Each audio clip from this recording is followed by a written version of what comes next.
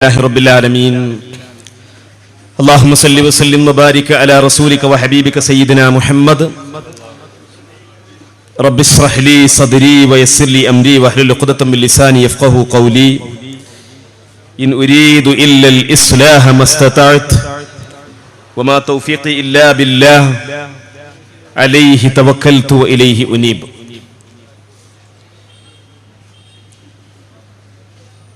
ബഹുമാനരായ വേദിയിലെ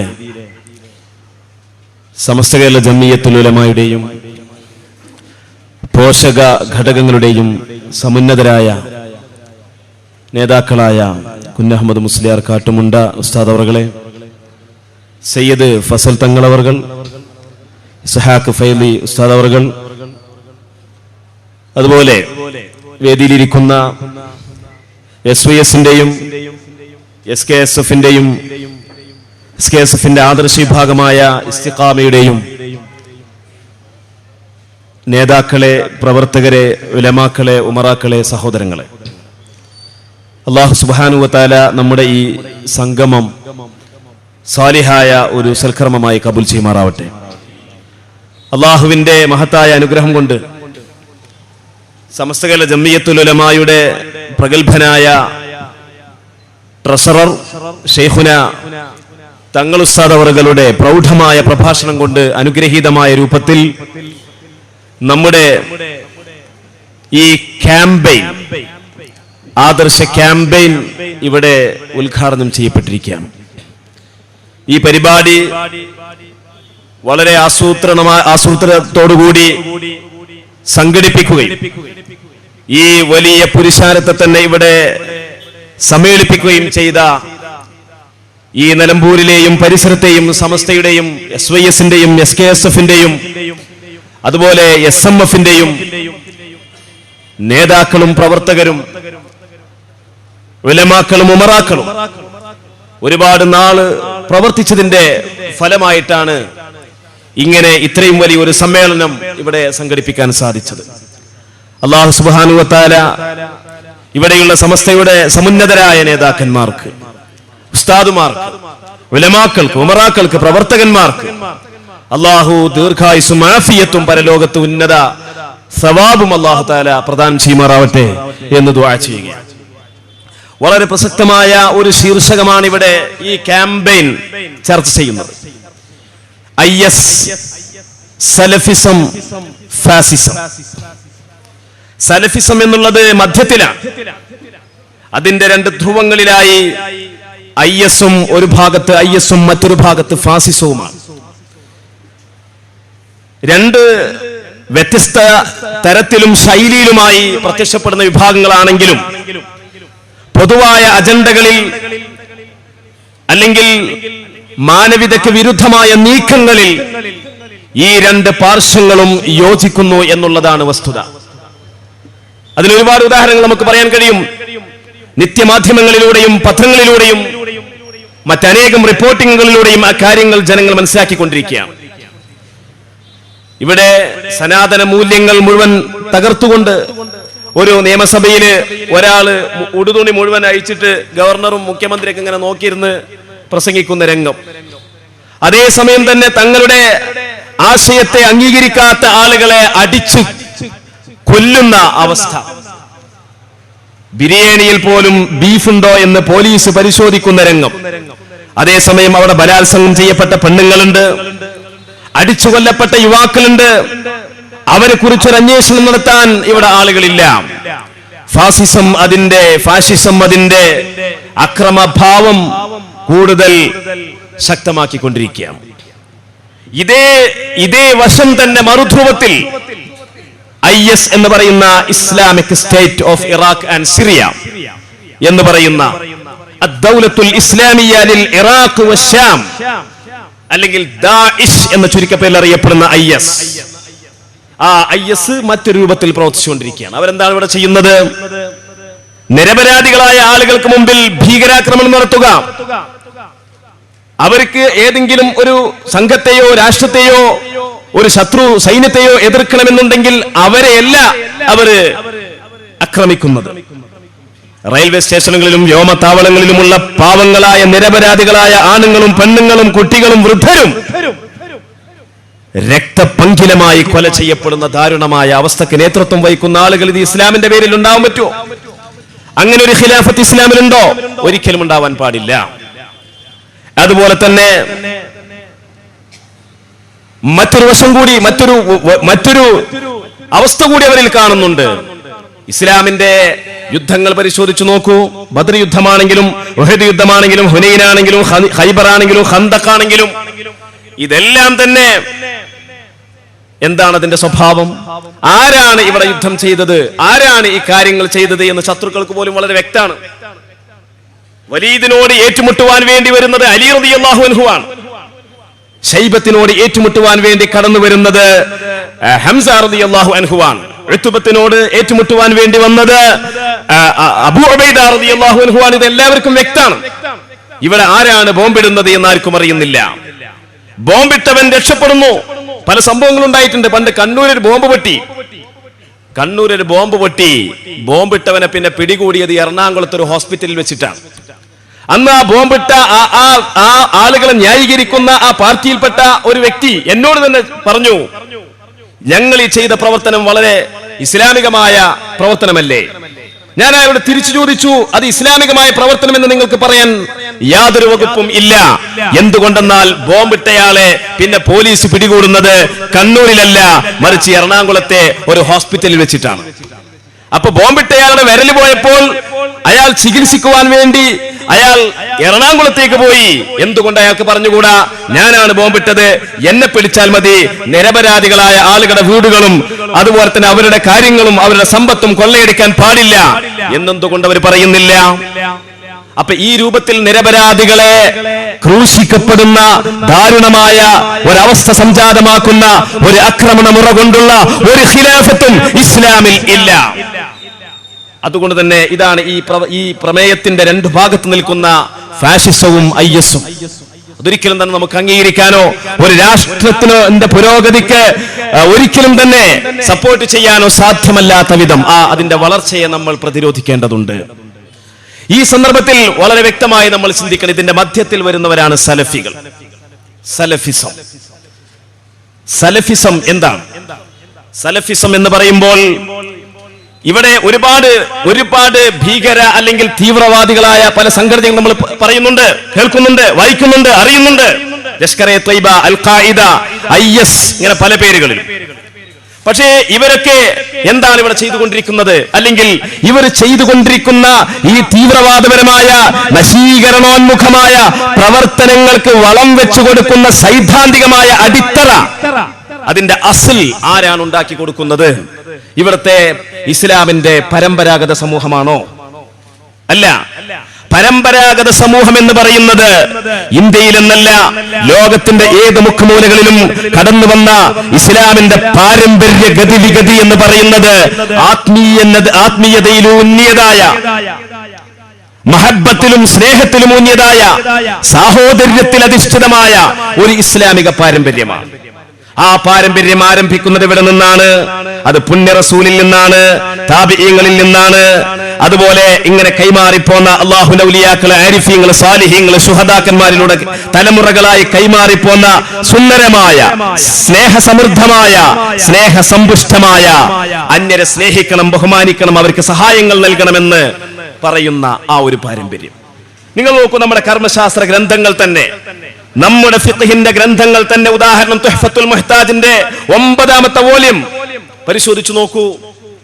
എന്ത് പറയുന്നുണ്ട് അതിൽ? മുസ്ലിമിന്റെ ബാധ്യതകൾ അതിൽ വിശദീകരിക്കുന്നുണ്ട്. മുസ്ലിമിന്റെ ബാധ്യത സകാത്ത് കൊടുക്കൽ മാത്രമല്ല, മുസ്ലിമിന്റെ ബാധ്യത അങ്ങനെയുള്ള കാര്യങ്ങൾ, നിർബന്ധ ഇസ്ലാം കാര്യങ്ങൾ മാത്രമല്ല. ഒരു നാട്ടിൽ ഉണ്ണാനും ഉടുക്കാനുമില്ലാത്ത അമുസ്ലിംകൾ ഉണ്ടെങ്കിൽ, ഇസ്ലാമികേതര വിശ്വാസികൾ ഉണ്ടെങ്കിൽ, അവർക്ക് ഉണ്ണാനും ഉടുക്കാനും രോഗത്തിന് ചികിത്സിക്കുവാനും ആവശ്യമായ ഫണ്ട് എന്താണോ വേണ്ടത് എങ്കിൽ അത് ചെയ്തു കൊടുക്കാൻ ഇവിടെ ഭരണകൂടത്തിന് സാധിക്കുന്നില്ല എങ്കിൽ, മറ്റു ഫണ്ടിങ്ങുകളെ കൊണ്ടത് പൂർത്തീകരിക്കുന്നില്ല എങ്കിൽ മുസ്ലിമീങ്ങളെ ബാധ്യതയാണ് എന്ന് പരമ്പരാഗത ഇസ്ലാമിക കർമ്മശാസ്ത്രം നമ്മെ പഠിപ്പിക്കുമ്പോൾ, അതാണ് സ്നേഹത്തിന്റെ മതമാണ് ഇസ്ലാം എന്ന് പറയുന്നത്.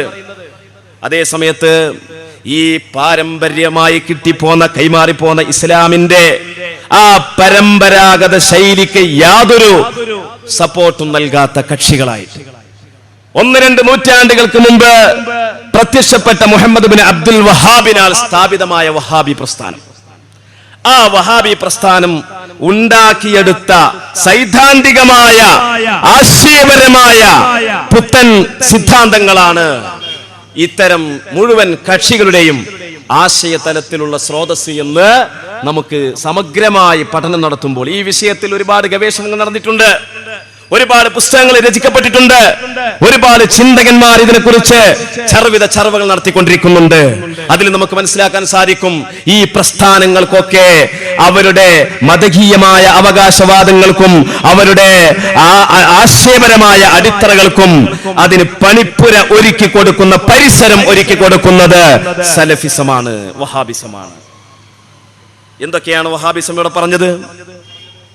ഇന്നത്തെ ഈ ദാഇഷിന്റെയും ഇങ്ങനെയുള്ള മുഴുവൻ സംഘങ്ങളും അനുവർത്തിക്കുന്ന മുഴുവൻ പ്രവർത്തനങ്ങളുടെയും അതിന്റെ ആശയപരമായ സൈദ്ധാന്തികമായ പിന്നാമ്പുറത്തിന്റെ പഠനങ്ങൾ നാം കൂലങ്കുശമായി നടത്തുമ്പോൾ ഇന്നും ഞങ്ങൾ അതിനെക്കുറിച്ച് ചർച്ച ചെയ്തിട്ടുണ്ട്. ഈ പരിപാടി ഇവിടെ ഈ പരിപാടി നടക്കുന്നതിന് മുമ്പായിട്ട് SKSFന്റെ ആദർശ വിങ്ങിന്റെ സമുന്നതരായ ആളുകൾ ഞങ്ങൾ യോഗം ചേർന്നപ്പോൾ ഇന്നും ഞങ്ങൾ അതിന്റെ വലിയ ചിന്തകന്മാരുടെയും നിരീക്ഷകന്മാരുടെയും കൃതികൾ സമാഹരിച്ചിട്ടുണ്ട്, അവയിൽ പഠനം നടത്തിയിട്ടുണ്ട്. ഇത് തട്ടിച്ചു നോക്കുമ്പോൾ നമുക്ക് മനസ്സിലാക്കാൻ സാധിക്കും പാരമ്പര്യ ഇസ്ലാമിൽ നിന്ന് തെറിച്ചുപോയ വിഭാഗങ്ങളാണ് ഇവരൊക്കെ എന്ന്.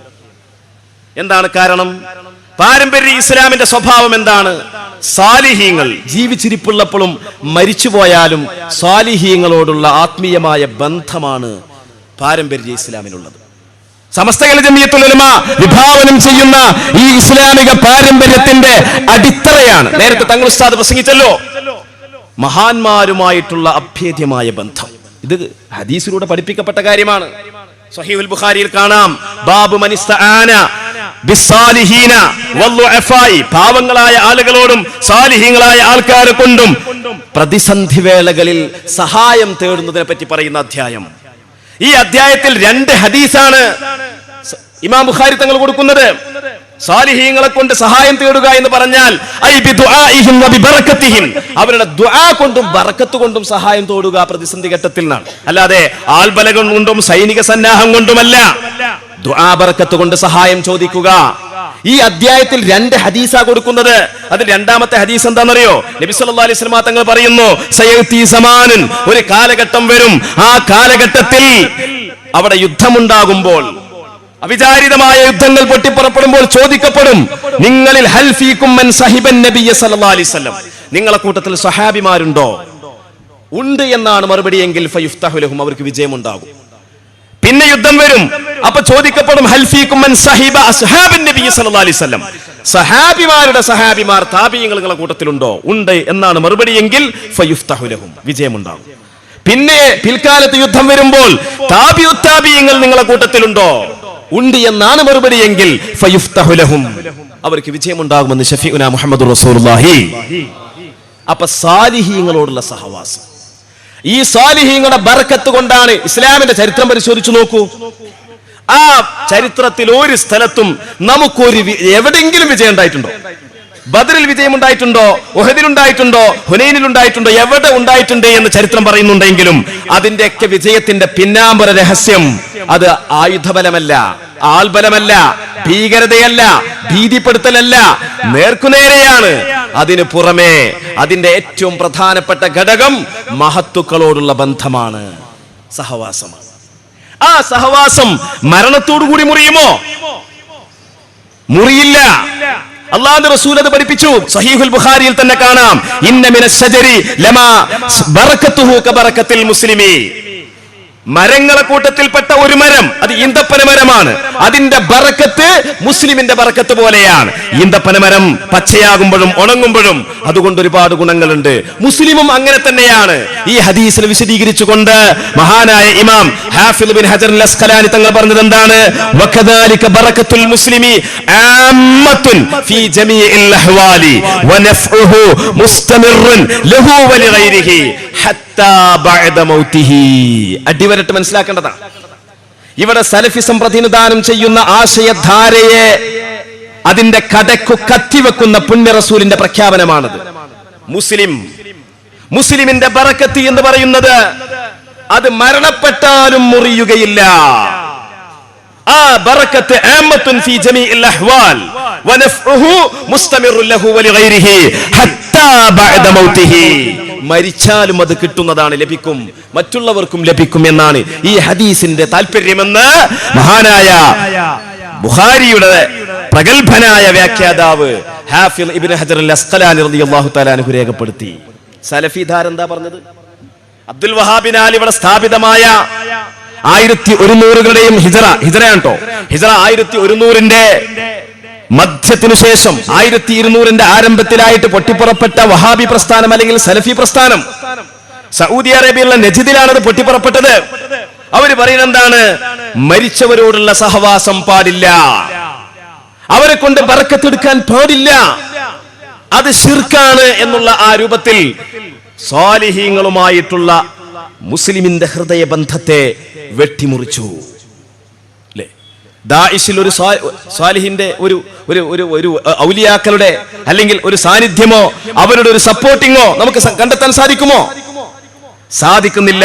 ഇതൊരിക്കലും തന്നെ ഇസ്ലാമികമായിട്ട് നമുക്ക് വിലയിരുത്താൻ സാധിക്കൂല. അതുപോലെ തന്നെ നിങ്ങൾ നോക്കൂ, പരിശുദ്ധ ഇസ്ലാമിനെ എങ്ങനെ മനസ്സിലാക്കണമെന്ന് നേരത്തെ ഉദ്ഘാടന പ്രസംഗത്തിൽ വളരെ വ്യക്തമായിട്ട് തന്നെ ബഹുമാനപ്പെട്ട ഉസ്താദ് അവർ പറഞ്ഞു. ഖുർആനിനെയും ഹദീസിനെയും മനസ്സിലാക്കേണ്ടത് അക്ഷരവായനയിലൂടെയല്ല. ഖുർആനിനെയും ഹദീസിനെയും മനസ്സിലാക്കേണ്ടത് ഖുർആനും ഹദീസും മനസ്സിലാക്കിയ സഹാബിമാർ, താബിഈങ്ങൾ, ഇമാമിയങ്ങൾ, സമഗ്രജ്ഞാനികൾ, മഹാപണ്ഡിതന്മാർ അവർ എങ്ങനെയാണോ മനസ്സിലാക്കിയത്, അവരെങ്ങനെയാണത് ക്രോഡീകരിച്ചത്, അവരെങ്ങനെയാണത് വിശദീകരിച്ചത്, അവരെങ്ങനെയാണ് തലമുറകളായിട്ട് അത് നമ്മിലേക്ക് എത്തിച്ചു തന്നത്, അതനുസരിച്ച് മാത്രമേ പ്രമാണങ്ങൾ നമ്മൾ സമീപിക്കാൻ പറ്റുള്ളൂ. അതനുസരിച്ചുകൊണ്ട് മാത്രമേ പ്രമാണങ്ങളിലുള്ള വിധിവിലക്കുകൾ നമ്മൾ മനസ്സിലാക്കാൻ പറ്റുകയുള്ളൂ എന്നുള്ള ആ ഒരു നിയമം. നിങ്ങൾ നോക്കൂ സഹോദരങ്ങളെ, അലിയാർ തങ്ങളുടെ കാലത്ത് ഒരു വിഭാഗം പൊട്ടിപ്പുറപ്പെട്ട് ഖവാരിജുകൾ. ആ ഖവാരിജുകൾ എന്താ പറഞ്ഞത്? അലിയാർ തങ്ങളും മുആവിയ റളിയല്ലാഹു അൻഹു തമ്മിലുള്ള ആ സംഘട്ടനത്തിന് അസ്തമയം കുറിച്ചുകൊണ്ട് തങ്ങളുടെ ഇടയിൽ ഒരു വിധികർത്താവിനെ അവർ പ്രഖ്യാപിക്കുകയാണ്.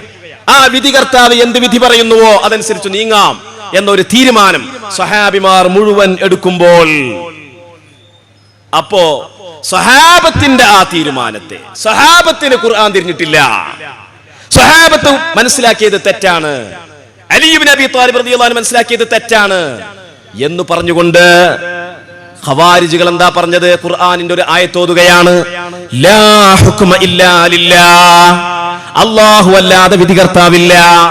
അതുകൊണ്ട് നമ്മുടെ ഇടയിലുള്ള ഈ പ്രശ്നത്തിന്റെ വിധി കർത്തൃത്വം നിർവഹിക്കാൻ അല്ലാഹു അല്ലാത്ത മനുഷ്യരെ കൂട്ടത്തിൽ നിന്ന് ഒരു വിധികർത്താവിനെ സ്ഥാപിക്കുക എന്ന് പറയുന്നത് തെറ്റാണ്. ആ സമയത്ത് അലിയാർ തങ്ങൾ പറയാണ്, എന്ത് വാക്കാണ് ഇവർ പറയുന്നത്? ഖുർആൻ തന്നെ വളരെ വ്യക്തമായിട്ട് തന്നെ പറഞ്ഞിട്ടില്ലേ, ഭാര്യ ഭർത്താക്കന്മാരുടെ ഇടയിൽ അഭിപ്രായ ഭിന്നതയുണ്ടാകുമ്പോൾ ഫൈൻ ഖിഫ്തും ശിഖാഖ ബൈനിഹിമാ ഫബ്അസു ഹകമൻ മിൻ അഹ്ലിഹി വഹകമൻ മിൻ അഹ്ലിഹാ. ഭാര്യ ഭർത്താക്കന്മാരുടെ ഇടയിൽ അഭിപ്രായ വ്യത്യാസം ഉണ്ടാകുമ്പോൾ ഭർത്താവിന്റെ കുടുംബത്തിൽ നിന്നും ഭാര്യയുടെ കുടുംബത്തിൽ നിന്നും ഓരോ വിധികർത്താക്കളെ നിങ്ങൾ നിയോഗിക്കണം എന്ന് പറഞ്ഞിട്ടില്ലേ?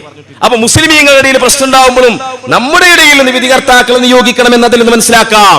അതുകൊണ്ട് തന്നെ ഖവാരിജുകൾ ആ അക്ഷരവായനയിലൂടെ ഖുർആൻ വ്യാഖ്യാനിച്ചത് തെറ്റാണ് എന്ന് മഹാനായ അലി ഇബ്നു അബീ ത്വാലിബ് റളിയല്ലാഹു അൻഹു പറഞ്ഞു. സലഫിസം ചെയ്യുന്നതല്ലേ? സലഫിസം ചെയ്യുന്നതല്ലേ? എത്ര ഉദാഹരണങ്ങൾ നമുക്ക് പറയാൻ കഴിയും? സൂറത്തുൽ ഫാത്തിറിന്റെ 14ാമത്തെ ആയത്ത് എല്ലാവർക്കും അറിയുന്ന ആയത്താണ്. ഇൻ തദ്ഊഹും ലാ യസ്മഉ ദുആഅകും വലൗ സമിഉ മസ്തജാബു ലക്കും വയൗമൽ ഖിയാമത്തി യക്ഫുറൂന ബിശിർകികും വലാ യുനബ്ബിഉക മിസ്ലു ഖബീർ. നിങ്ങൾ മുശ്രിക്കീങ്ങളെ അഭിസംബോധനം ചെയ്തുകൊണ്ട് അല്ലാഹു പറഞ്ഞതാ, ഓ മുശ്രിക്കീങ്ങളെ, നിങ്ങൾ ആ ബിംബങ്ങളെ ആരാധിക്കുകയും അവയോട് സഹായം ചോദിക്കുകയും ചെയ്യുകയാണെങ്കിൽ അവ കേൾക്കൂലല്ലോ, അവ കേട്ടാ തന്നെ ഇനി ഉത്തരം കിട്ടൂലല്ലോ. ഇവിടെ ബിംബങ്ങളെ സംബന്ധിച്ചാണ് പറയുന്നത് എന്ന് ഈ ആയത്തിനെ തഫ്സീർ ചെയ്ത എല്ലാ ഗ്രന്ഥങ്ങളിലും കണ്ടെത്താൻ സാധിക്കും. പക്ഷേ സലഫിസം പറഞ്ഞത് എന്താണ്? അത് ബിംബങ്ങളെ പറ്റിയല്ല, ബിംബങ്ങൾ മാത്രമല്ല, മരിച്ചുപോയ മഹാന്മാർ. അല്ലേ, കേരളത്തിൽ പഴയ കാലത്ത് രചിക്കപ്പെട്ട ഒരു സലഫി പുസ്തകമുണ്ട്, ലൗ ഉസ്സബാഹ്. അതിൽ പറയാണ്, അതിന്റെ ഒരു വരിയിൽ എന്താണുള്ളത്? വമൻ ദആ ദൂനൽ ഇലാഹി അഹദ അശ്റക ബില്ലാഹി വലു മുഹമ്മദാ. ആരെങ്കിലും മുഹമ്മദ് നബിയെ എന്ന് വിളിച്ചു പോയാൽ മുശ്രിക്കായി. കാരണം വിളിച്ചാൽ കേൾക്കൂല. ഇത് ബിംബങ്ങളെ പറ്റി ഇറക്കിയ ആയത്താണ് എന്ന് സർവ്വ തഫ്സീറുകളും പറയാണ്. ഇവര് സ്വന്തമായിട്ട് ഖുർആനെ വ്യാഖ്യാനിച്ചുകൊണ്ട് പറയാണ്, അല്ല, അത് മരിച്ചുപോയ ആൾക്കാരെ പറ്റിയാണ്, മരിച്ചുപോയ മഹാന്മാരെ പറ്റിയാണ്. അപ്പൊ ഇങ്ങനെ സ്വതന്ത്രമായ ഖുർആനിക വ്യാഖ്യാനത്തിലേക്ക് ഇവർ കടക്കുകയാണ്. മാത്രവുമല്ല, അതിനു പുറമെ സലഫിസത്തിന്റെ സ്വഭാവം എന്താണ്? സലഫിസത്തിന്റെ സ്വഭാവം ലാ മദ്ഹബിയ്യത്ത് എന്ന് വെച്ചാൽ മദ്ഹബുകളെ നിരാകരിക്കുക. ഇവിടെ ഇസ്ലാമിന്റെ വിധിവിലക്കുകൾ കണ്ടെത്താൻ മഹത്തുക്കളായ ഇമാമുമാർ, മഹാന്മാരായ ഉലമാക്കൾ, സഹാബികളിൽ നിന്ന് കേട്ടുപഠിച്ച താബിഈങ്ങളുണ്ട്, താബിഈങ്ങളിൽ നിന്ന് കണ്ടുപഠിച്ച താബിഈങ്ങളുണ്ട്, ഇവരിൽ നിന്നെല്ലാം കണ്ടുപിടിച്ച ആളുകളുണ്ട്.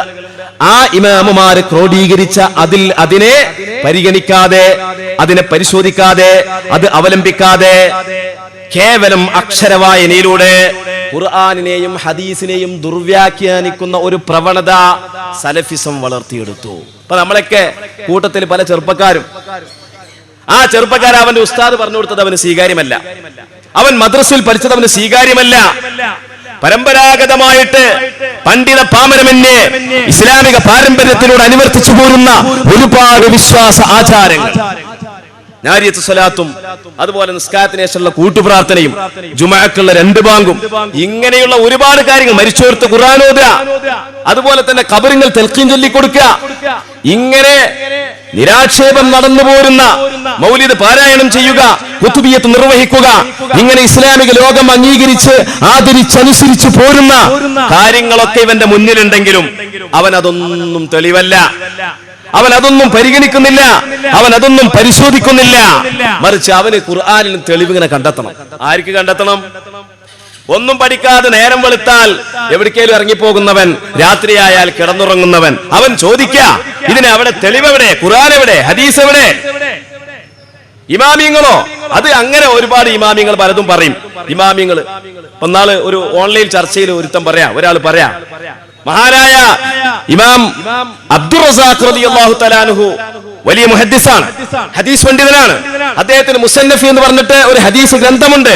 അതിലുള്ള ഒരു ഹദീസ് ചർച്ചയിൽ വന്നപ്പോൾ ഒരു മനുഷ്യൻ പറയാണ്, ഒരു സലഫി പ്രസ്ഥാനത്തിന്റെ വക്താവായ ഓൺലൈൻ വക്താവ് പറയാണ്, എന്ത് അബ്ദുർ റസാഖ്, എന്റെ പേരും അബ്ദുർ റസാഖാണ്, എന്റെ മായിരിക്കത്തൊരു അബ്ദുർ റസാഖ് അല്ലാതെ അയാൾ എന്ത് അബ്ദുർ റസാഖ്?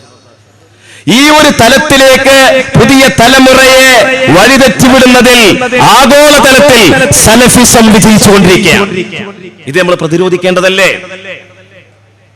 ഈ രൂപത്തിൽ ജനങ്ങളെ വലിയ ഒരു ഫിത്നയിലേക്കാണ് ഇവർ നയിച്ചുകൊണ്ടിരിക്കുന്നത്. ചരിത്രം പരിശോധിച്ചാൽ ഒരുപാട് സംഘങ്ങളോട് പ്രത്യക്ഷപ്പെട്ടതായിട്ട് കാണാൻ സാധിക്കും.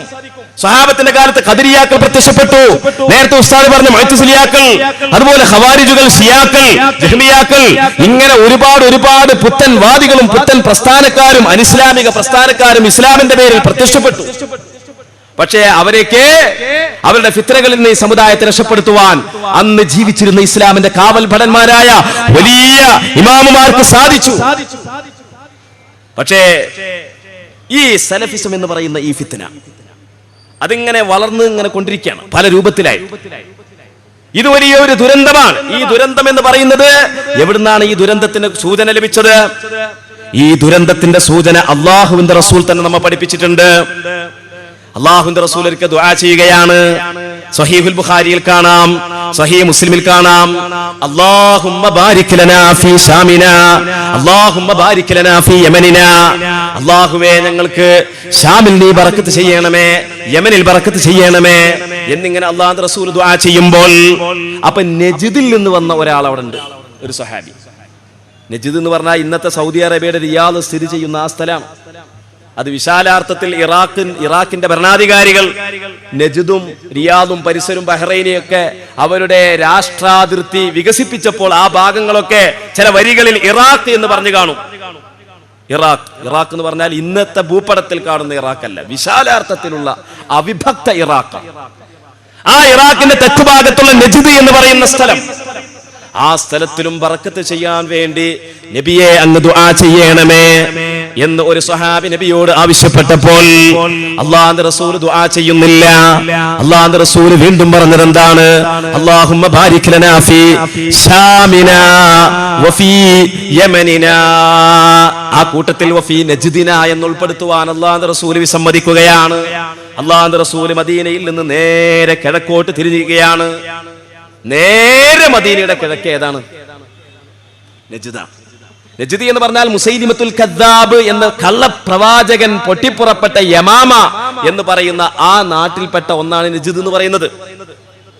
ഇസ്ലാമിക ലോകത്ത് അല്ലാഹുവിന്റെ റസൂൽ ജീവിച്ചിരിപ്പുള്ള കാലത്ത് തന്നെ പൊട്ടിപ്പുറപ്പെട്ട ഏറ്റവും വലിയ ഫിത്ന ഏതാണ്? അത് മുസൈലിമത്തുൽ കദ്ദാബിന്റെ കള്ളപ്രവാചകത്വവുമായി വന്ന ആ ഒരു ഫിത്നയാണ്. അത് വലിയ പരീക്ഷണമായിരുന്നു. സഹാബിമാർ ആ ഫിത്നയെ അടിച്ചൊതുക്കുവാൻ വേണ്ടി സഹിച്ച ത്യാഗത്തിന്റെ കഥകളും ചരിത്രങ്ങളും ഇവിടെ വിശദീകരിക്കാൻ സമയമില്ല. അപ്പൊ അങ്ങോട്ട് കിഴക്കോട്ട് തിരിഞ്ഞുകൊണ്ട് അല്ലാഹുവിന്റെ റസൂൽ പറയാ, ഹുനാലിക യത്ലുൽ ഫിത്ന വമിൻ ഹുനാലികൽ ഫിത്ന. അവിടെ ചെകുത്താന്റെ കൊമ്പ് പ്രത്യക്ഷപ്പെടുന്ന സ്ഥലമാണ്. അവിടെ ഒരു ഫിത്ന, അവിടെ വലിയ ഫിത്നകൾ, കുഴപ്പങ്ങൾ, മതത്തിന്റെ അകത്ത് പ്രശ്നങ്ങൾ, തീരാത്ത പ്രശ്നങ്ങൾ വരാൻ പോകുന്നുണ്ട് എന്ന് ഷഫീഉനാ മുഹമ്മദുർ റസൂലുള്ളാഹി. ഇനി ചരിത്രം പരിശോധിച്ചു നോക്കൂ. ഓരോ കാലഘട്ടത്തിലുള്ള ചരിത്രം ഈ ഹദീസിന്റെ മിസ്ദാഖുകളായിട്ട്, ഈ ഹദീസിനെ അല്ലാഹുവിന്റെ റസൂലിന്റെ പ്രവചനത്തെ പുലർത്തുന്ന ഘടകങ്ങളായിട്ട് ഓരോ കാലത്തും പ്രത്യക്ഷപ്പെടുമ്പോൾ, പുലരുമ്പോൾ, ആ പുലർച്ചയുടെ ഏറ്റവും പ്രകടമായ ഉദാഹരണമായിട്ടാണ് സലഫിസം കടന്നു വരുന്നത്. അതുകൊണ്ട് തന്നെ സലഫിസം എന്ന് പറയുന്നത് ലോകം കണ്ട ഏറ്റവും വലിയ ഫിത്നയായിട്ട് നമുക്ക് കണ്ടെത്താൻ സാധിക്കും. അതിൽപ്പെട്ട ഒന്നാണ് ഏത് സാധാരണക്കാരനെയും പണ്ഡിതന്മാരെ അവഗണിച്ചുകൊണ്ട്. പണ്ഡിതന്മാർ എന്ന് പറഞ്ഞാൽ ഇമാമുമാരാണ്. ഷാഫി ഇമാമിനെ പോലെ, മാലിക് ഇമാമിനെ പോലെ, അഹ്മദ് ബിൻ ഹംബൽ തങ്ങളെ പോലെ അങ്ങനെയുള്ള അഗ്രേസരായ ഇമാമുമാർ. ആ ഇമാമുമാർക്കാണ് ഇവിടെ ഒരു വിഷയത്തിൽ മതവിധി ഖുർആനും ഹദീസും നോക്കി പറയാൻ അധികാരമുള്ളത്. ഇത് ഷാഫി ഇമാം പറഞ്ഞല്ലേ. ഇമാം ഷാഫിഈ റളിയല്ലാഹു തആല അൻഹു അവിടുത്തെ റിസാലയിൽ ഒരുപാട് സ്ഥലത്ത് നമ്മളെ അടിക്കടി ഉണർത്തുന്ന ഒരു കാര്യമുണ്ട്. എന്റെ മുഅ്മിനീങ്ങൾ മനസ്സിലാക്കണം. എന്താ പറയുന്നത്? ലൈസ ലി അഹദിൻ, ഒരാൾക്കും തന്നെ പറ്റില്ല അയ്യഖൂല ഫീ ഷൈഇൻ, ഒരു കാര്യത്തിലും അവൻ ഒരു പ്രസ്താവന നടത്താൻ പറ്റില്ല. ഹല്ല ഔ ഹറമ, ഇന്നത് ഹലാലാണ്, ഇന്നത് ഹറാമാണ്, ഇന്നത് ശിർക്കാണ്, ഇന്നത് തൗഹീദാണ്, ഇന്നത് ജായിസാണ്, ഇന്നത് കറാഹത്താണ് എന്ന ദീനിന്റെ ഒരു വിധി, അല്ലാഹുവിന്റെ ഒരു വിധിവിലക്കിനെ പ്രസ്താവിക്കാൻ ഒരാൾക്കും അവകാശമില്ല. ഇല്ലാ മിൻ ജിഹത്തിൽ ഇൽമി, സമഗ്ര ജ്ഞാനത്തിന്റെ ഭാഗത്തിലൂടെയല്ലാതെ. ഏതാണ് സമഗ്ര ജ്ഞാനം? ബഹുമാനപ്പെട്ടവർ കൂട്ടിച്ചേർക്കുകയാണ്, ഷാഫി ഇമാം കൂട്ടിച്ചേർക്കുകയാണ്. വഹിയ അൽ ഖുബ്റു, الخبر في الكتاب وسنة رسول الله صلى الله عليه وسلم والإجماع والقياس. ഖുർആനെ കുറിച്ചുള്ള സമഗ്രജ്ഞാനമാണ്, ഹദീസിനെ കുറിച്ചുള്ള സമഗ്രജ്ഞാനമാണ്, ഇജ്മാഇനെ കുറിച്ചുള്ള സമഗ്രജ്ഞാനം, ഇങ്ങനെയുള്ള സമഗ്രജ്ഞാനം. ഖിയാസ് ഞാനൊന്നും വിശദീകരിക്കുന്നില്ല. ഇപ്പൊ ഇന്നലെ ഒരു പരിപാടിക്ക് പോകുന്ന സമയത്ത് ഈ ആട് സലഫിസത്തിന്റെ ഒരു വക്താവ് ഒരു ചോദ്യം ചോദിക്കുകയുണ്ടായി. ആട് സലഫിസവുമായി കാട് നാടും വീടൊക്കെ വിട്ടിട്ട് കാടും ആടും തെരഞ്ഞു നടക്കുന്ന ആൾക്കാരുണ്ടല്ലോ ഇപ്പോ സലഫിസത്തിന്റെ വകഭേദമായിട്ട്. അതിൽപ്പെട്ട ഒരാൾ ഒരു ചോദ്യം ചോദിക്കാൻ വേണ്ടി വന്നിരുന്നു. അപ്പൊ ചോദ്യം ചോദിക്കാൻ വേണ്ടി വന്നപ്പോ എന്നോടൊരു ചോദ്യം ചോദിച്ചപ്പോ ഞാൻ ചോദിച്ചു, അല്ല, നിങ്ങൾ ആ ചോദ്യം ചോദിച്ച ആ കാര്യം നിങ്ങൾ എവിടുന്നാ കണ്ടത് എന്ന് ചോദിച്ചു. നിങ്ങളത് പറയണമെങ്കിൽ എന്നോട് ആ ചോദ്യം ചോദിക്കാൻ നിങ്ങൾക്ക് അതിനൊരു മാറ്റർ വേണ്ടേ, ഒരു തെളിവ് വേണ്ടേ? ആ തെളിവ് ഏതാണ് സഹോദര? ഞാൻ എവിടുന്നോ വായിച്ചതോ ആയിട്ട് ഓർക്കുന്നു. കണ്ടോ, എവിടുന്നോ വായിച്ചതായിട്ട് ഓർക്കുന്നു എന്നാണ് അവൻ പറയുന്നത്. ഈ ഒരു തലത്തിലേക്ക് ആളുകളെ കൊണ്ടെത്തിക്കുന്ന ഏറ്റവും ദുരന്തപൂർണമായ ഒരു ഫിത്നയിലേക്കാണ് സലഫിസം. അതുതന്നെയാണ് ആ നിലയ്ക്ക് ചിന്തിക്കുമ്പോൾ, ആ നിലക്കുള്ള സൈദ്ധാന്തികമായ വശത്തിലൂടെ ഖുർആനിനെയും ഹദീസിനെയും ദുർവ്യാഖ്യാനിച്ചപ്പോഴാണ് ഇവിടെ ഈ രൂപത്തിലുള്ള ഭീകര സംഘങ്ങൾ പ്രത്യക്ഷപ്പെടാൻ തുടങ്ങിയത്. അല്ലാത്തൊരു പാരമ്പര്യ ഇസ്ലാമിൽ ഇത് കാണുന്നില്ലല്ലോ. ഏതെങ്കിലും റെയിൽവേ സ്റ്റേഷനിൽ പോയിട്ട് ചാവേറായിട്ടാണ് പൊട്ടുക. ഇപ്പൊ ഇവിടെ ഒന്ന് കണ്ട് ഒരാൾ ഇപ്പൊ ചാവേറ് നമ്മൾ അറിഞ്ഞിട്ടൊന്നുമില്ല കേട്ടോ, ഒരാൾ ബെൽറ്റിൽ ബോംബ് മുട്ടി കണ്ടോ ആൾ പൊട്ടിയെന്ന് വിചാരിക്കുക. സ്റ്റേജിമത്തെ നേതാക്കന്മാരും ഈ പാവങ്ങളായ ഈ മൂല്യന്മാരും ഈ സാധാരണക്കാരായ പാവങ്ങളൊക്കെ പാടങ്ങട്ട് ചിന്നി ചിതറിയിട്ട് എന്ത് ചെയ്ത്? അങ്ങനത്തെ ഒരു യുദ്ധ ഇസ്ലാമിലുണ്ടോ? ഒരു പക്ഷേ എന്നോട് പ്രതികാരം തീർക്കാൻ വേണ്ടിയ കാര്യം അവിടെ ബോംബിട്ടിട്ടുണ്ടാകും. എന്നോട് പ്രതികാരം തീർക്കാൻ എന്റെ നേർക്ക് ബോംബിടല്ലാതെ അവിടെ ബോംബിട്ടിട്ട് കാര്യമുണ്ടോ? അങ്ങനത്തെ ഒരു ഇസ്ലാമുണ്ടോ? എന്നിട്ട് ഈ ബോംബിട്ട ആളാരാണ്? ആ പിടുത്തല്ല. എന്നിട്ട് പിന്നെ പട്ടാളം ഇറങ്ങുന്നത് എവിടെയാണ്? മറ്റൊരു സ്ഥലത്താണ്. എന്നിട്ട് അവിടെ പട്ടാളം ആകപ്പാടെ ഭീകരമായ തെരച്ചിലും കാര്യങ്ങളും നടത്തിയിട്ട് നാശനഷ്ടങ്ങൾ ഉണ്ടാക്കുകയാണ്. ഈ രൂപത്തിൽ എന്റെ പ്രിയപ്പെട്ട സഹോദരന്മാരെ, അങ്ങനെ ഒരു ശൈലി ഇസ്ലാമിലില്ല. ഇതിനുള്ള കാരണം എന്താണ്? അതിന്റെ ഏറ്റവും പ്രധാനപ്പെട്ട കാരണമാണ് മദ്ഹബുകൾ നിരാകരിച്ചു എന്നത്. മദ്ഹബുകൾ അംഗീകരിക്കാതെ സ്വതന്ത്രമായി തെളിവന്വേഷിച്ച് നടക്കുന്ന ഒരു സ്വഭാവത്തിലേക്ക് ചെറുപ്പക്കാരെ വഴിതെറ്റിച്ചു വിട്ടു എന്നതാണ് സലഫിസം ഈ പരിസരം ഉണ്ടാക്കിയെടുക്കാൻ സൃഷ്ടിച്ച അവരുടെ ഏറ്റവും വലിയ കാതലായ വശം. അതിനു പുറമെ അവർ ആവിഷ്കരിച്ച മറ്റൊരു വിഷയമാണ് തങ്ങളെ എതിർക്കുന്ന ആളുകൾ, മുസ്ലിമീങ്ങളായ ആളുകൾ, അവർ എത്ര വലിയ പണ്ഡിതന്മാരാണെങ്കിലും ശരി, എത്ര വലിയ ഉലമാക്കളും ഇമാമിയങ്ങളാണെങ്കിലും ശരി, തങ്ങൾ മുന്നോട്ട് വെച്ച ആശയത്തിന് വിരുദ്ധമായ ആ ആളുകളെ പുത്തൻവാദികളാക്കുക, മുബ്തദിഈങ്ങളാക്കുക. പരമ്പരാഗതമായ ഇസ്ലാമിന്റെ ചിഹ്നങ്ങളെയും ആചാരങ്ങളെയും ബിദ്അത്ത് ആരോപിക്കുക. ഈ ബിദ്അത്ത് ആരോപണം, രണ്ട് തരത്തിലുള്ള ബിദ്അത്ത് ആരോപണമാണ് സലഫിസം ഇവിടെ കൊണ്ടുവന്നത്. ഒന്ന്, പുണ്യകർമ്മത്തിൽ ബിദ്അത്ത് ആരോപണം. ഞാരിയത്ത് സ്വലാത്ത് ബിദ്അത്താണ്, നിസ്കാരശേഷമുള്ള ഖുനൂത്ത് ബിദ്അത്താണ്, മരിച്ചോർത്ത് ഖുർആൻ ഓതൽ ബിദ്അത്താണ്, ഖബറിൽ തൽഖീൻ ചൊല്ലൽ ബിദ്അത്താണ്, ഖത്തം ഓതൽ ബിദ്അത്താണ്, തറാവീഹ് 20 റക്അത്ത് നിസ്കരിക്കൽ ബിദ്അത്താണ്, ജുമഅക്ക് 2 ബാങ്ക് കൊടുക്കൽ ബിദ്അത്താണ്. ഇബ്നു അബ്ദുൽ വഹാബ് ഇവിടെ ചെയ്തത് എന്താണ്? നിസ്കാരത്തിന് ശേഷമുള്ള കൂട്ടുപ്രാർത്ഥന നിരോധിച്ചു, ജുമഅന്റെ 2 ബാങ്ക് നിരോധിച്ചു.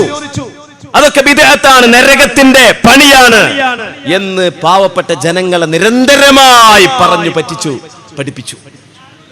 പുണ്യകർമ്മങ്ങളിൽ ഇസ്ലാം പറയാത്ത ബിദ്അത്തുകൾ. ഇസ്ലാം പറയുന്ന ബിദ്അത്തുകൾ ഏതാണ്?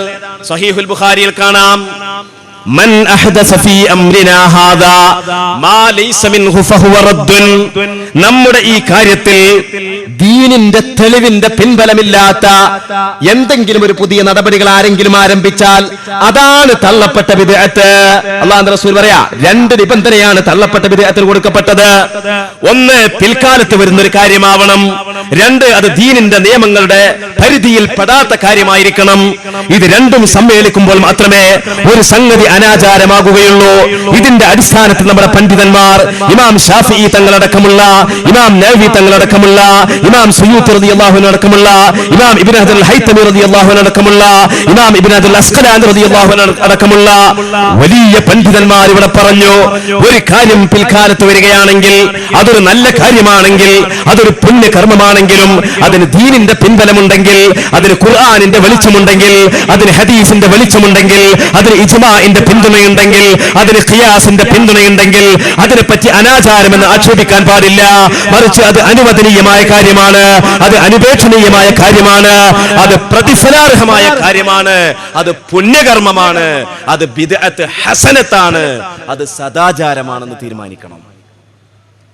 പാടില്ല, അങ്ങനെ പാടില്ല, അങ്ങനെ ഒന്നും ഉണ്ടാവാനേ പാടില്ല എന്ന് പറഞ്ഞിട്ട് ഇവിടത്തെ മുസ്ലിം മുഖ്യധാരയിൽ നിന്ന് അകന്നു നിൽക്കുന്ന ഒരു പറ്റം ചെറുപ്പക്കാരെ സലഫിസം സൃഷ്ടിച്ചു.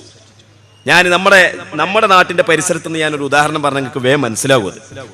എങ്ങനെയെന്ന് വെച്ചാൽ നമ്മുടെ നാട്ടിൽ ഒരാൾ മരിച്ചാൽ മയ്യത്തിനെ കട്ടിലിൽ വെച്ചാൽ ആ കട്ടിലിന്റെ ചുറ്റിലും ആളുകൾ തടിച്ചുകൂടും. എന്തൊരു മനസ്സായിരിക്കും.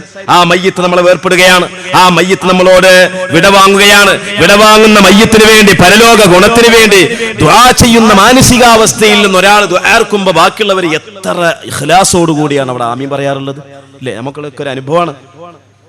അങ്ങനെ എല്ലാവരും ആമീൻ പറയുന്ന സന്ദർഭത്തിൽ ഒന്നോ രണ്ടോ ആൾക്കാർ കാണാൻ മാറി നിൽക്കും. ഇന്ന് രാവിലെ എനിക്കുണ്ടായ ഒരു അനുഭവമാണ്. ഞങ്ങളെല്ലാവരും ദ്വാരക്കാണ്. കുറച്ച് മുസ്ലിമീങ്ങൾ അവിടെ അപ്പുറത്തുനിന്ന് മാറിക്കുന്നുണ്ട്. അവർ നമ്മളെ ജാതി അല്ലാത്തതുകൊണ്ട് നമ്മളെ ജാതിപ്പെട്ട കുറച്ച് ആൾക്കാർ ഇങ്ങനെ മാറിക്കാണ്. ചിലർ ബാക്ക് കൈയ്യെട്ടുന്നു, ചിലർ മുന്നിൽ എന്തോ താങ്ങുന്നു. ഇങ്ങനെ മാറി നിൽക്കുന്ന ഒരു പറ്റം തലമുറയെ സൃഷ്ടിക്കുകയല്ലേ സലഫിസം ചെയ്തത്? അതുകൊണ്ടല്ലേ വ്യവസ്ഥാപിതമായ ഭരണകൂടങ്ങളുള്ള നാടുകളിൽ വിപ്ലവങ്ങൾ ഉണ്ടാക്കിക്കൊണ്ട് സ്വയം പ്രഖ്യാപിത ഖിലാഫത്തിന്റെ പ്രഖ്യാപനം നടക്കുന്നത്? ഒരു ഭരണമില്ലാത്ത നാട്ടിൽ ഒരു ഭരണം സ്ഥാപിക്കുന്നത് പോലെയല്ല. വ്യവസ്ഥാപിതമായ ജനങ്ങളുടെ ആരോഗ്യപരവും ക്ഷേമപരവും വിദ്യാഭ്യാസപരവും മതപരവുമായ എല്ലാ കാര്യങ്ങളും നടപ്പിലാക്കിക്കൊണ്ടിരിക്കുന്ന വ്യവസ്ഥാപിതമായ ഭരണകൂടങ്ങൾ ഉള്ളപ്പോൾ തന്നെ സ്വയം പ്രഖ്യാപിത ഖലീഫമാര് രംഗത്ത് വരുന്ന ഒരു സ്വഭാവം ഈ ഏതാനും ചെറുപ്പക്കാർ അവരിൽ വളർന്നു വന്നത് ഈ സലഫിസത്തിന്റെ വാസനയാണ് അവരിലുള്ളത്. അങ്ങനെ എന്റെ പ്രിയപ്പെട്ട സഹോദരന്മാരെ, പുണ്യകർമ്മങ്ങളിലുള്ള ബിദ്അത്ത് ആരോപണം അതിങ്ങനെ മൂത്ത് ഞാൻ നേരത്തെ പറഞ്ഞതുപോലെ നാടും വീടും വിട്ടിട്ട് ആട് സലഫിസത്തിലേക്ക് പോയിക്കൊണ്ടിരിക്കുകയാണ്. അഥവാ നിത്യജീവിതത്തിൽ പോലും നബിയുടെ നിത്യജീവിതം മാത്രമല്ലാത്ത എല്ലാം മതവിരുദ്ധമാണ്. നബിയുടെ ജീവിതകാലത്ത് ഫാൻ ഓൺ ആയിരുന്നോ? ഇല്ല. നബിയുടെ ജീവിതകാലത്ത് മൊബൈലിൽ ഫോൺ കോൾ ചെയ്തിരുന്നോ? ഇല്ല. എല്ലാം അനിസ്ലാമികമാണ്. നിത്യജീവിതത്തിൽ പോലും ബിദ്അത്ത് ആരോപണം. എത്രത്തോളം എന്ന് വെച്ച് കഴിഞ്ഞാൽ ഇനി കുറച്ച് കഴിഞ്ഞാൽ ഇവരെന്ത് പറയുന്നറിയോ? ഹജ്ജിന് പോകുമ്പോൾ നടന്നിട്ട് മാത്രമേ പോകാൻ പറ്റുള്ളൂ. കാരണം സൂറത്തുൽ ഹജ്ജിൽ അല്ലാഹു പറഞ്ഞ എന്താ? വഅദ്ദിം ഫിന്നാസി ബിൽ ഹജ്ജി യഅതൂക റിജാലൻ വഅലാ കുല്ലി ളാമിരിൻ യഅതീന മിൻ കുല്ലി ഫജ്ജിൻ അമീഖ്. ഇബ്രാഹിം നബിയെ അങ്ങ് മലയുടെ മുകളിൽ കയറിക്കൊണ്ട് വിളിച്ചു പറയുക, ഹജ്ജ് കൊണ്ടുള്ള വിളിയാളം നടത്തുക. എന്നാൽ യഅതൂക റിജാലൻ, ഭൂമിയുടെ അഷ്ടകോണിൽ നിന്നും മനുഷ്യന്മാർ കാൽനടയായിട്ട് ഹജ്ജിലേക്ക് വരും.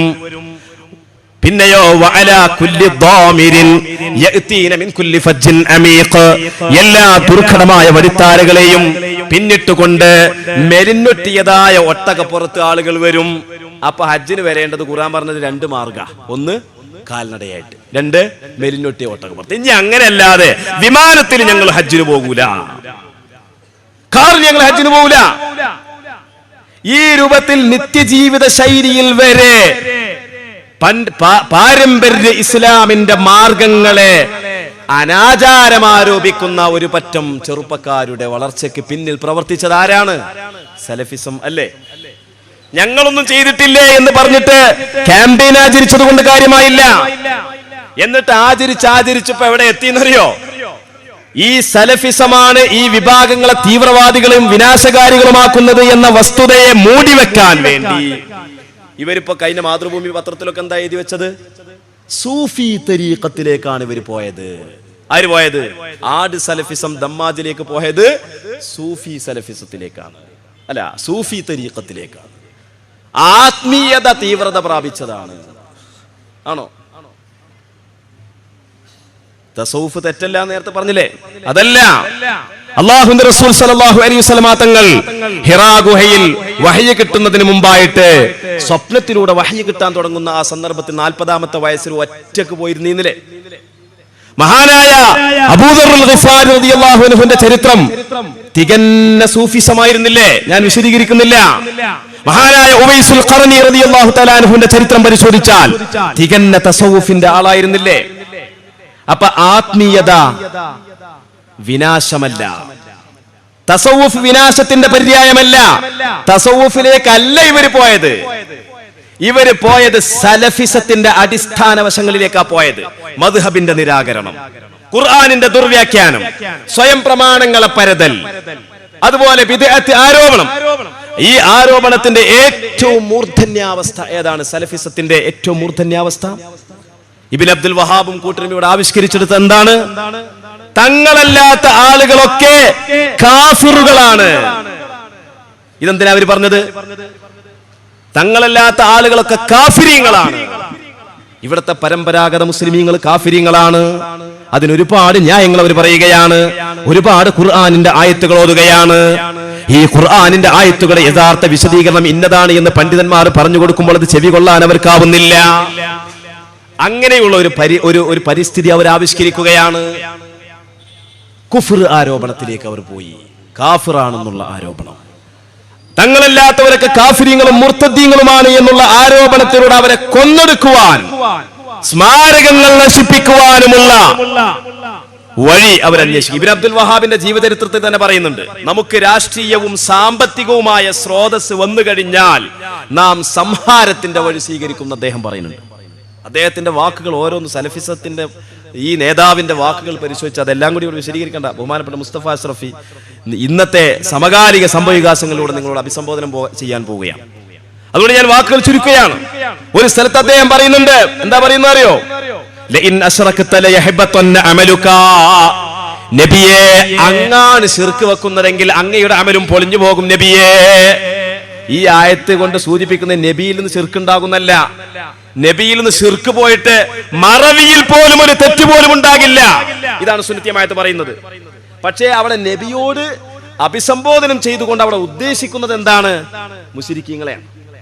അള്ളാഹു സംസാരിക്കുന്നത് നബിയോടാണെങ്കിലും അവിടുത്തെ അള്ളാഹുവിന്റെ ഉദ്ദേശവും ലക്ഷ്യവും മുശ്രിക്കീങ്ങളിലേക്ക് അസ്ത്രം തൊടുത്തു വിടലായിരുന്നു.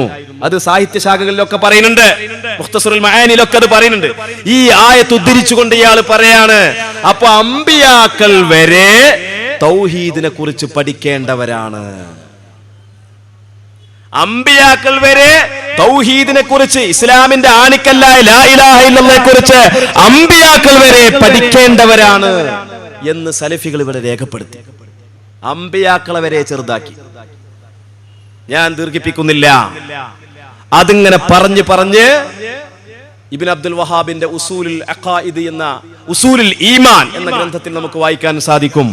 അയാൾ പറയുന്നുണ്ട്, മക്കയിലുണ്ടായിരുന്ന പ്രവാചകന്റെ നേരിട്ടുള്ള അഭിസംബോധിതരായ മുശ്രിക്കീങ്ങൾ, അബൂജഹലും ഉത്ബത്തും ശൈബത്തും അടങ്ങുന്ന ആ മുശ്രിക്കീങ്ങൾ ലഅനത്തുല്ലാഹി അലൈഹിം, അവരെക്കാൾ കടുത്ത മുശ്രിക്കീങ്ങളാണ് ഇപ്പോഴുള്ളവർ.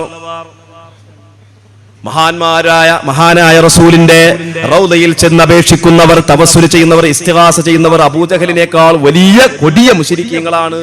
അതുകൊണ്ട് അഹല്ലല്ലാഹു ദിമാഅഹും വ അംവാലഹും. ഇബ്നു അബ്ദുൽ വഹാബ് കശ്ഫുശ് ശുബഹാത്തിന്റെ 4-ാമത്തെ പേജിൽ പറയാണ്, അതുകൊണ്ട് ഈ മുസ്ലിമീങ്ങളെ കൊന്നൊടുക്കണം, അവരുടെ ധനങ്ങൾ അപഹരിക്കണം. തന്റെ രാഷ്ട്രമായ നജ്ദിൽ മാത്രമല്ല, മദീനയടക്കമുള്ള മുസ്ലിമീങ്ങൾ താമസിക്കുന്ന മുഴുവൻ മേഖലകളിലും മുഴുവൻ സമൂഹവും ശിർക്കിൽ പതിച്ചിരിക്കുന്നു, കാഫിരീങ്ങളായിരിക്കുന്നു, മുർത്തദ്ദുകളായിരിക്കുന്നു. അതുകൊണ്ട് അവരെ കൊള്ളയടിക്കണം, കൊലപാതകം ചെയ്യണം. അഹല്ലല്ലാഹു ദിമാഅഹും വ അംവാലഹും, അവരുടെ സമ്പത്തും അവരുടെ രക്തവും ചീന്തപ്പെടണം എന്നുള്ള ഒരു പ്രമേയം പാസാക്കിക്കൊണ്ട് അതനുസരിച്ചുകൊണ്ട് നിഷ്ഠൂരമായ വിധ്വംസക പ്രവർത്തനങ്ങൾ, നശീകരണ പ്രവർത്തനങ്ങൾ, ഉന്മൂലന പ്രവർത്തനങ്ങളിലൂടെ കൊന്നൊടുക്കുന്ന ഒരു ശൈലിയിലേക്ക് ഒരു ജനതയെ വളർത്തിയെടുക്കുന്നതിൽ സലഫിസം പ്ലാറ്റ്ഫോം കണ്ടെത്തി. ആ പ്ലാറ്റ്ഫോമിലേക്ക് ചില ആളുകൾ വണ്ടി കയറി. അപ്പോൾ അവരും അതേ ആശയഗതിയിൽ കൊന്നൊടുക്കുന്ന രൂപത്തിലുള്ള പ്രവർത്തനങ്ങൾ, അതാണ് ഇസ്ലാം എന്നുള്ള രൂപത്തിലുള്ള പ്രവർത്തന മാർഗങ്ങൾ അവലംബിച്ചു. ആ അവലംബിച്ച കൂട്ടത്തിലാണ് IS ഉൾപ്പെടുന്നത്. ഫാസിസത്തിന്റെ മറ്റൊരു പതിപ്പായി ഇന്ന് IS-ഉം അനുബന്ധ സംഘങ്ങളും ലോകത്തിന് ഭീഷണിയായി മാറുമ്പോൾ സമസ്ത കേരള ജംഇയ്യത്തുൽ ഉലമയുടെയും SKSF-ന്റെയും SYS-ന്റെയും അതിന്റെ ആദർശ വിഭാഗമായ ഇസ്തിഖാമയുടെയും ഈ ക്യാമ്പയിൻ കൊണ്ട് ഉദ്ദേശിക്കുന്നത് ഇസ്ലാമിക പാരമ്പര്യത്തിന്റെ സമുന്നതമായ മൂല്യങ്ങൾ ജനങ്ങൾക്കിടയിൽ ബോധവൽക്കരിക്കാൻ ആവശ്യമായ ക്യാമ്പയിനുകൾ ആചരിക്കുക എന്നതാണ്. അള്ളാഹു ഇതിനെ പൂർത്തീകരിച്ചു വരുമാറാവട്ടെ, അള്ളാഹു ഇതിനെ വിജയിപ്പിക്കുമാറാവട്ടെ. ഇൻഷാ അല്ലാഹ് സമകാലിക സംഭവവികാസങ്ങളും തത്തുല്യമായ കാര്യങ്ങളും സമുചിതമായി വിശദീകരിക്കാൻ ബഹുമാനായ മുസ്തഫ അഷ്റഫി ഉൾപ്പെടെയുള്ള പ്രഗത്ഭരായ ഇസ്തിഖാമയുടെ സാരഥികൾ ഇവിടെ ബേക്കിലുണ്ട്. എന്റെ വാക്കുകൾ ഉപസംഹരിക്കുകയാണ്.